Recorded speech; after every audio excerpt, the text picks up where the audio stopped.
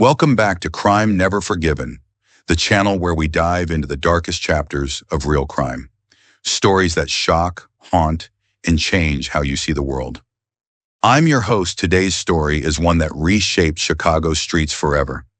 It's the true and chilling tale of Larry Hoover, a boy born in poverty who rose to become a feared gang leader, a jailed kingpin, and a controversial figure whose name still echoes through America's criminal underworld.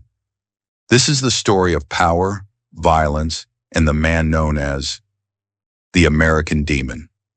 Larry Hoover wasn't born a monster. He was shaped by one of the most violent environments in American history, the housing projects of Chicago's South Side in the 1960s and 70s, a place where poverty ruled, gangs reigned, and survival meant choosing sides early. And for Larry Hoover, there was no turning back. Born on November 30th, 1950 in Jackson, Mississippi, Larry was raised by a single mother in extreme poverty. His family moved to Chicago when he was just 8 years old, straight into the heart of Robert Taylor Homes, one of the city's most dangerous public housing complexes. There he witnessed daily violence, drug use, and gang warfare. By age 13, he was already running errands for local criminals.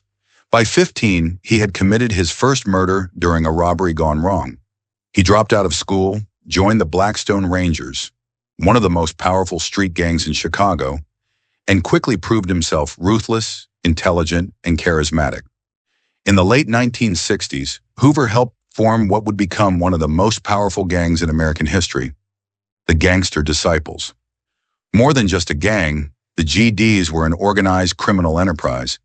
They controlled neighborhoods, enforced strict codes, and built a vast network of drug trafficking, extortion, and racketeering across the country.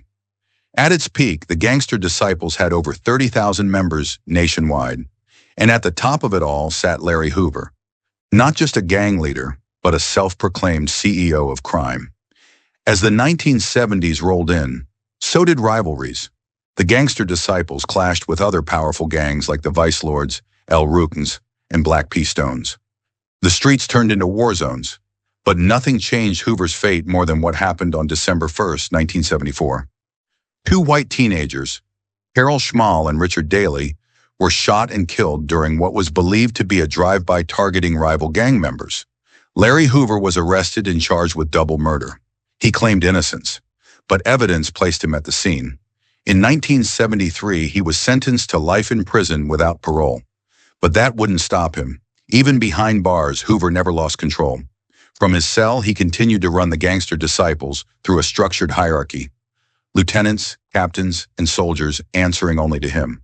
He even wrote a constitution for the gang, outlining rules, punishments, and financial systems. He called it the program. Under his leadership from prison, the GDs expanded their operations, flooding neighborhoods with crack cocaine in the 1980s, laundering money, and maintaining dominance through fear. And yet, Hoover tried to rebrand himself as a community leader. He funded youth programs, called for peace between gangs, and gained support from activists and politicians. To some, he was a misunderstood reformer. To others, he was pure evil. In 1995, the U.S. Bureau of Prisons classified Hoover under Special Management Level 5, the highest security level reserved for the most dangerous inmates. He was transferred to ADX Florence, America's toughest prison, where he remained in solitary confinement for decades. But even there, whispers followed him. Rumors of secret meetings, bribes, and influence over street operations kept his myth alive. Some believed the GDs still waited for his word to act. Others thought he was just a ghost, a legend kept alive by those who wanted to use his name.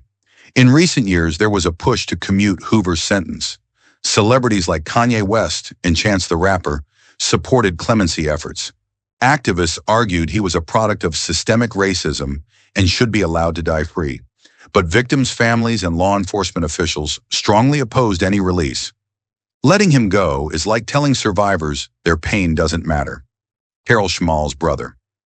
In 2022, the Biden administration launched a review of his case, reigniting the debate over justice, redemption, and the cost of power.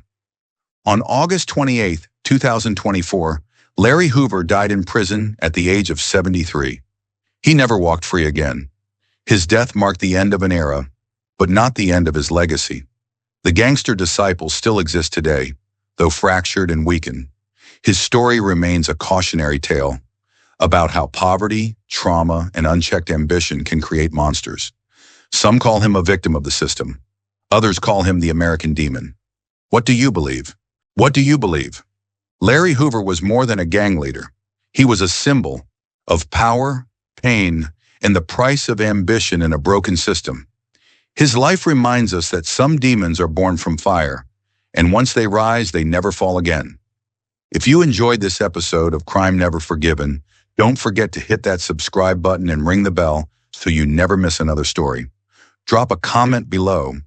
Do you think Larry Hoover deserved a second chance? Or was he truly the American demon?